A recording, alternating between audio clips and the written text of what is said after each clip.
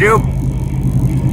So I'm calling myself the weed champ. I don't know if you heard those champ commercials where they're like, and the champ snapped and he went nuts and blah blah blah. So we're gonna do something like that with marijuana. I don't know how it's gonna be, but it's gonna be funny. I'm gonna be the weed champ. My name's Tobin Carlson. This is Naomi Wilson. and she's bound to me in blood. She's from the Flood Tribe down in Standoff. I'm from Toronto. I rep all the time. Anybody that knows me, I'm always wearing some gear. Have some gear around. Have a hat in my window. I got bad luck for T.O. I lived there until I was about 3, and then I moved to Fort St. James, British Columbia. And that's where we're going right now. We're down the highway hauling ass. Got the Jeep. Got my dog back there. Got our bedding. Got my whole life in the back of this Jeep pretty much. But my whole life is right here with this woman. And my whole life is in Canada. These mini Garretts are the shit, by the way. Here, honey. So, that was rude of me eating while talking to you guys. But, you know, that's how it goes on the road. You gotta do multitask. So we have just drove from Fort St. James, British Columbia to Calgary. And turned and burned, and we're driving back. We have family out in Fort St. James that has been ill for the last quite a while, and they're now in palliative care. It's my grandma and my grandfather's out there, and you know they're pretty stable right now, but that could change. So we're gonna be around for them. I've been around for them all summer, going through hell and back.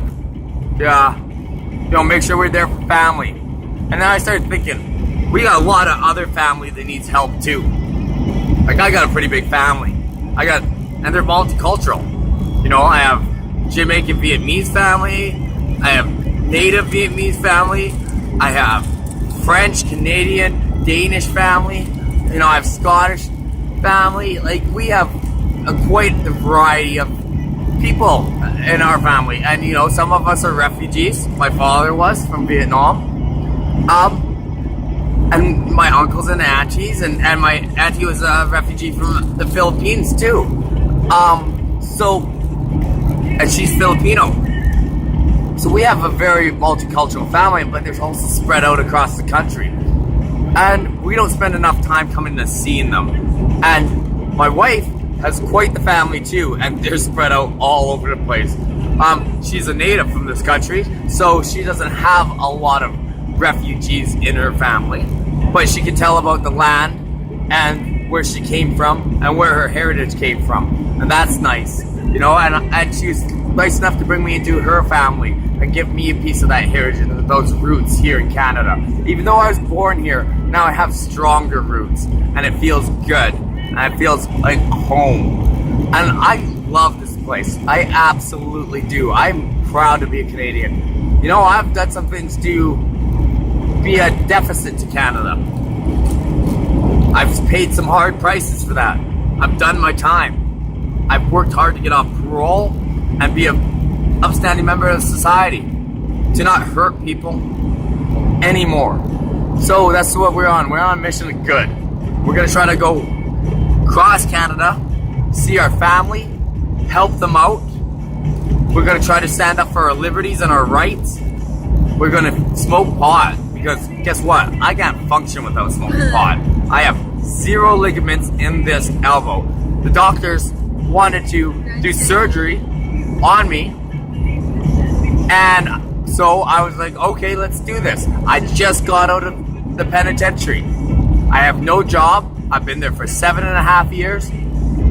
What are my options? Well, you gotta go on Alberta Works, which is welfare. Okay, so I get onto Alberta Works. A week before the surgery where they were about to cut open into a cadaver, take ligaments out of a cadaver and cut into my hip.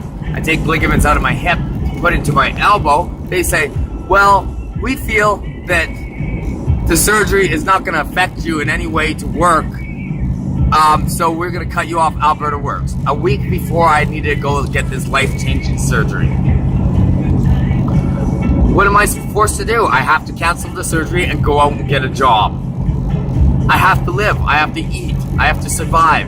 And I knew getting that surgery and getting cut off would starve me to death. It would send me back to prison. So I didn't do that. And I've been suffering ever since with a really hurt arm, and I haven't had the ability or the time or the finance to go and get this surgery. I don't think I ever will, because that's just the way it is, and I've learned to live with it. But I've been strengthening it in different ways, and marijuana helps. Not marijuana, medical grade shatter. Things like these Fido packs, right? First off, if I smoke a joint or 3 that's 5, 8, whatever it takes to cover the pain, I'm inebriated. I can't drive. I will not drive. It is dangerous to myself, to my family, and to the others on the road. Mainly the others on the road first, right?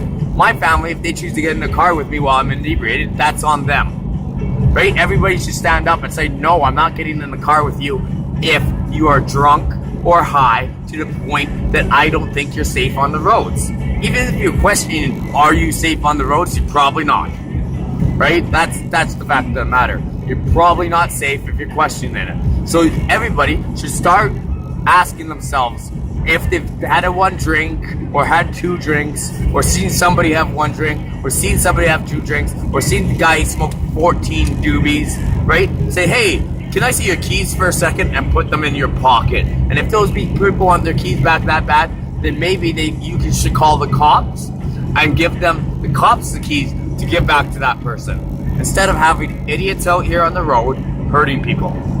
Because I just traveled, I don't know, 4,500 kilometers in the last couple weeks, and I've seen a lot of stuff out here on the roads. And it's sad. And I'm so far lucky that I haven't seen any fatalities. Actually, that's a lie. You know, a few weeks ago on my way down to Lethbridge, we seen quite the crash. You know, 2 trucks come together. It was quite the crash. You had to use the jaws of life. You could see on one of them, cab caved in. They looked like they went over 3 or 4 times. It wasn't good. So yes, I think I've seen a fatality on this road in the last little bit too. So Canadians, we need to come together and talk about what's safe and what's limitations and what we can do to put restrictions on driving